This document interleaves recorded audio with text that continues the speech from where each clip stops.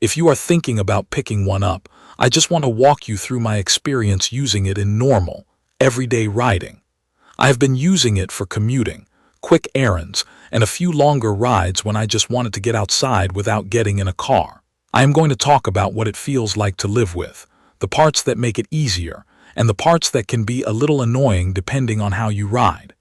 At a basic level, this scooter makes sense for adults who want something that feels stable underfoot and does not feel like a toy. The deck is wide enough that I can stand with both feet planted without feeling like I am balancing on a narrow strip. That sounds small, but it changes how relaxed you feel on longer rides.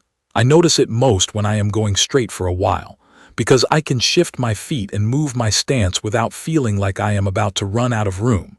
In the hand, it feels solid. When I first started riding it, I paid attention to the stem and the handlebars because that is where I usually notice flex or rattling on cheaper scooters. On this one, the steering feels controlled and predictable. I am not saying it feels like a bicycle, but it does not have that loose, wobbly feeling that makes you second-guess every bump. Ride comfort is a big part of why I kept reaching for it. The suspension and the 10-inch pneumatic tires do real work here. On regular city pavement, it feels smooth enough that I am not constantly bracing my knees.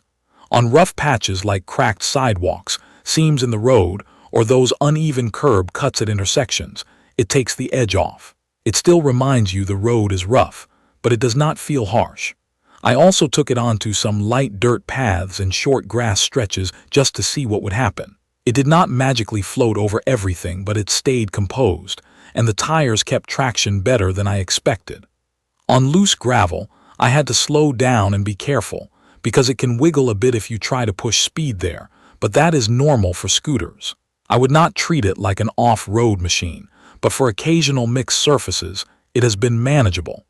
The kickstand sounds like a throwaway detail until you actually use it every day. I stop at a coffee shop sometimes, or I park it near my desk, and having a stable stand that does not feel flimsy matters.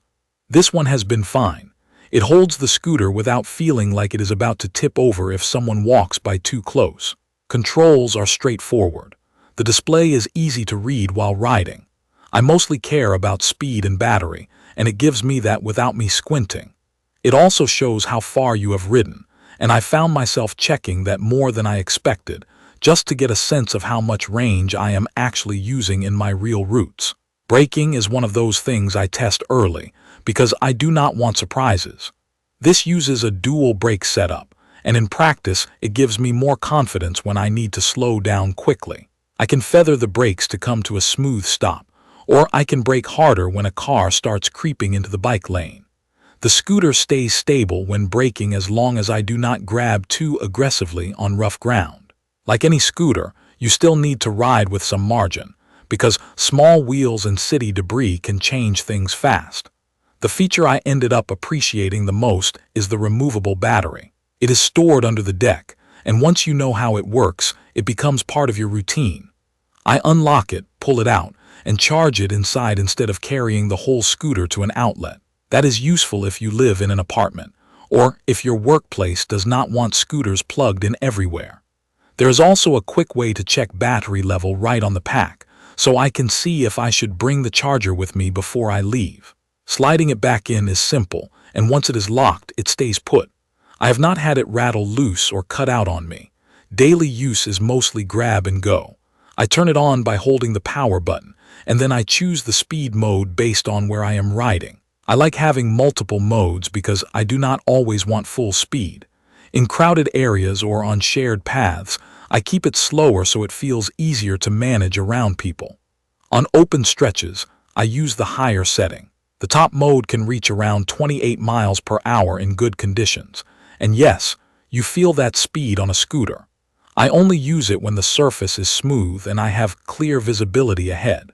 If the road is rough or traffic is unpredictable, I back it down because stopping distance and reaction time start to matter a lot more. Acceleration feels smooth, and there is an option to change how it responds. I tried different settings and stuck with what felt easiest to control. With a stronger acceleration setting, it gets up to speed quickly, which is helpful when you are crossing an intersection, and you want to clear it without lingering. The trade-off is that it can feel jumpy if you are not ready for it, especially if you are starting on an incline or on a slick patch. After a couple rides, I got used to it, but if you are new to scooters, I would start with the gentler setup until your throttle control feels natural. Lighting is practical. The front headlight helps me see the edge of the road and spot cracks earlier. The rear light helps other people notice you. I still ride like I am hard to see, because that is just reality at night, but having built-in lights means I am not relying on clip-ons that I forget to charge. One small behavior I noticed is the way it handles stopping and standing still. When you come to a complete stop, it goes into a kind of park behavior that helps prevent accidental rolling or sudden throttle input. In real life, that means when I pause at a crosswalk or stop to adjust my backpack, it feels less twitchy. Starting again is simple, but you do have to be deliberate. I prefer that over a scooter that is always ready to leap forward the second you touch the throttle. For real-world range, I treat advertised numbers as a rough idea, not a promise. My results changed based on my speed setting, wind, hills, and how many stops I made. If I rode fast most of the time, range dropped. If I stayed in a moderate mode and rode smoothly, it lasted longer. That is normal. The important part is that the battery is easy enough to remove and charge that I do not feel trapped by range anxiety. If I know I have a longer day, I charge it at work or top it off while I am at home. Now, a couple honest drawbacks. This scooter is not feather light. Carrying it up multiple flights of stairs is possible, but I do not enjoy it. If your daily routine involves lifting it often, that will matter. Also, pneumatic tires ride nicer, but they can get flats. I have not had a flat yet, but I check tire pressure, and I avoid obvious hazards like glass when I can. That is part of owning a scooter like this. As for a mobile app, I am going to be clear here. In my day-to-day use, I did not need an app to enjoy the scooter.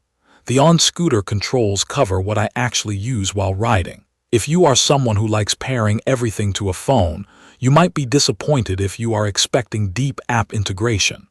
I treated it like a vehicle, not a phone accessory, and that mindset made the experience better.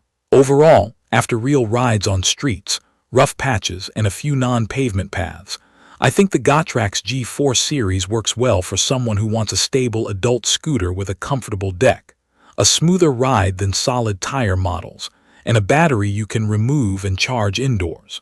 It has enough speed for commuting, but it also lets you keep things calm when you need to. The main things to think about are the weight if you need to carry it often, and basic tire maintenance since pneumatic tires require a little care. Check the comments of this video for a link to see the current pricing of the Gotrax G4 series electric scooter.